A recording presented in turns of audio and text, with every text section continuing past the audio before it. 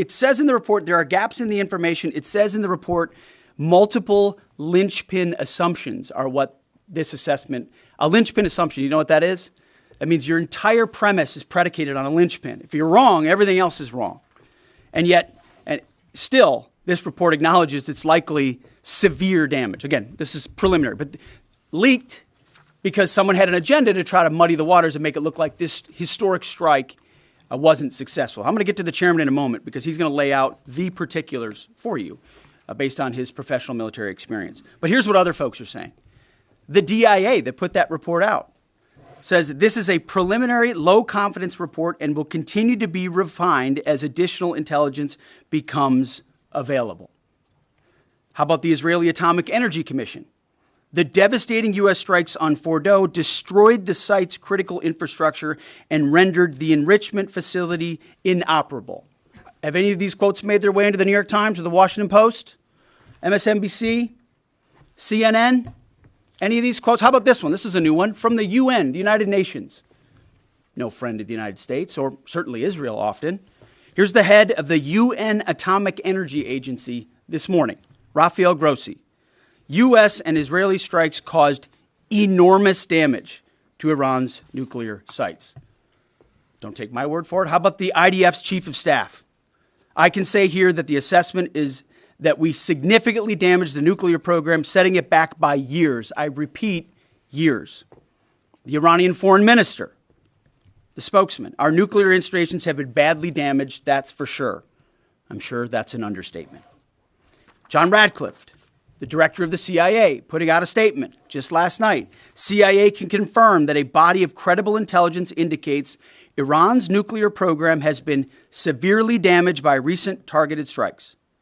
This includes new intelligence from a historically reliable, very different than preliminary assessment with low confidence. He's saying historically reliable and accurate source and method that several key Iranian nuclear facilities were destroyed and would have to be rebuilt over the course of years.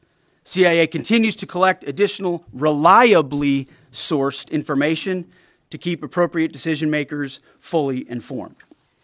How about DNI Tulsi Gabbard yesterday? She writes, and I quote, "New intelligence confirms what POTUS has stated numerous times. Iran's nuclear facilities have been destroyed." Institute for Science and International Security President David Albright, overall, Israel and U.S. attacks have effectively destroyed Iran's centrifuge enrichment program.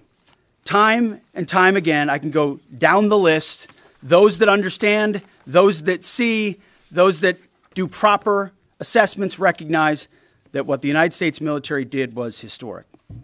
And again, before I pass it to the chairman,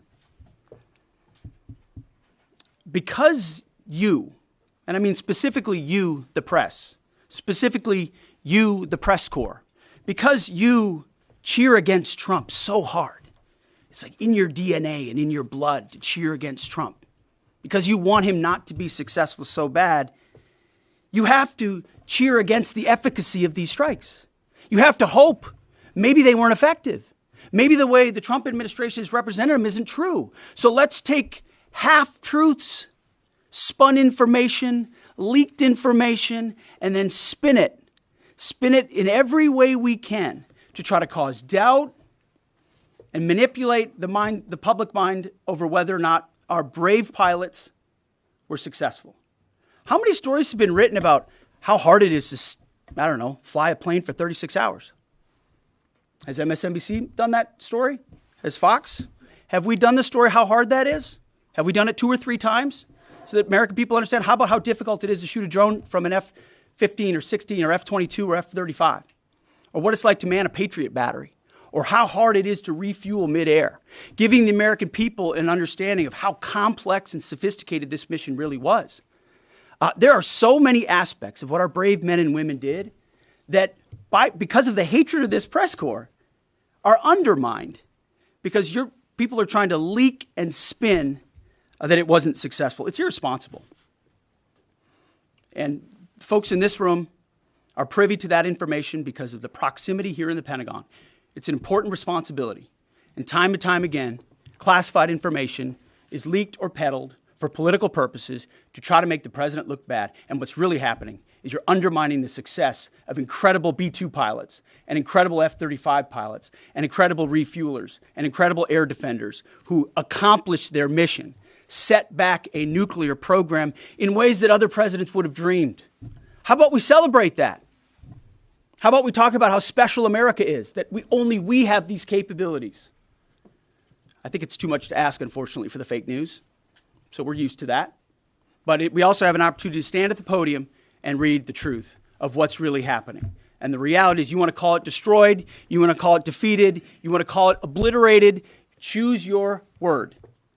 This was an historically successful attack, and we should celebrate it as Americans. And it gives us a chance to have peace, chance to have a deal, and an opportunity to prevent a nuclear Iran, which is something President Trump talked about for 20 years, and no other presidents had the courage to actually do.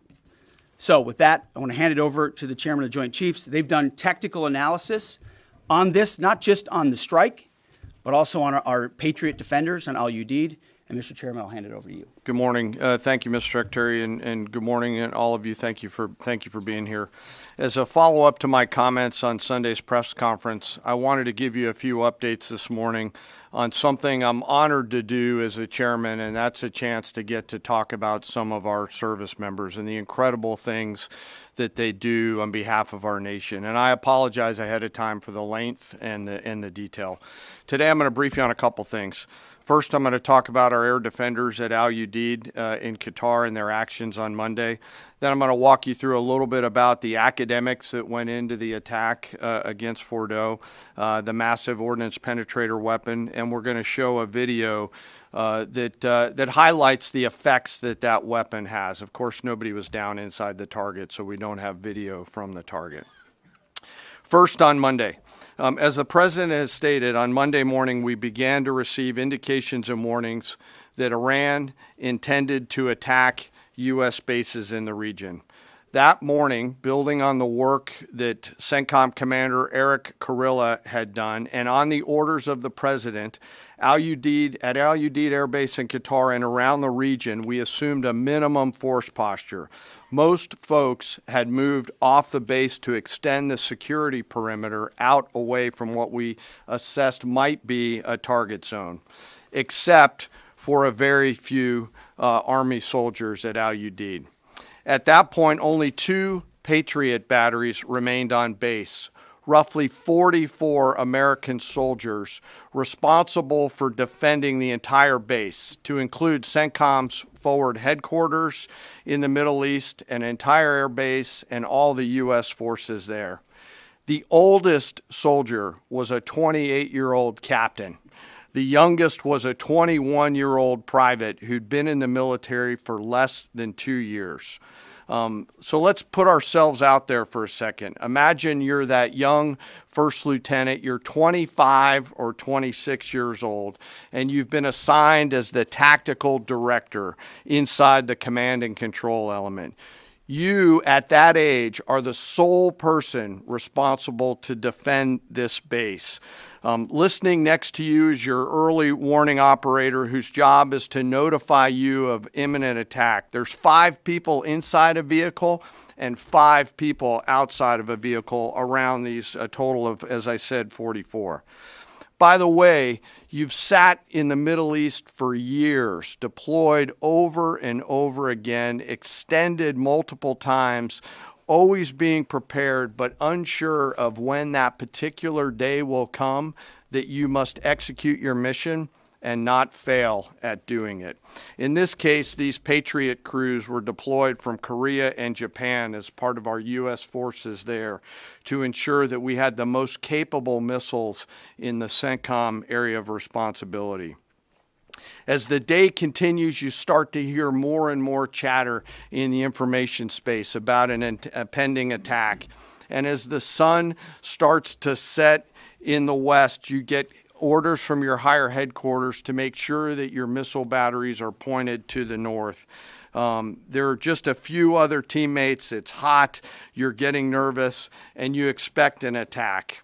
Outside of those Patriot vehicles, your hot crew, which is 1 NCO and 4 additional soldiers, turns a key and relinquishes control of those missiles to that young lieutenant inside the vehicle, and you wait. You know that you're going to have approximately 2 minutes, 120 seconds to either succeed or fail. And then at approximately 12:30 p.m. on Monday, that's 7:30 p.m. in Qatar, as the sun sets in the west, Iran attacks. As the targets were detected, round after round of Patriot missiles are ejected from their canisters by an initial launch charge. Then the main solid rocket motor ignites. You can feel this in your body if you've ever been around a Patriot taking a shot. And round after round goes out and guides against those missiles coming inbound. We believe that this is the largest single Patriot engagement in U.S. military history. And we were joined in this engagement by the Qatari Patriot crews. I'm not going to tell you how many rounds were shot, but it was a bunch because of classified purposes. And we're aware that there's reports of something getting through. What we do know is there was a lot of metal flying around. Between attacking missiles being hit by Patriots, boosters from attacking missiles being hit by Patriots, the Patriots themselves flying around, and the debris from those Patriots hitting the ground, there was a lot of metal flying around. And yet our U.S. air defenders had only seconds to make complex decisions with strategic impact.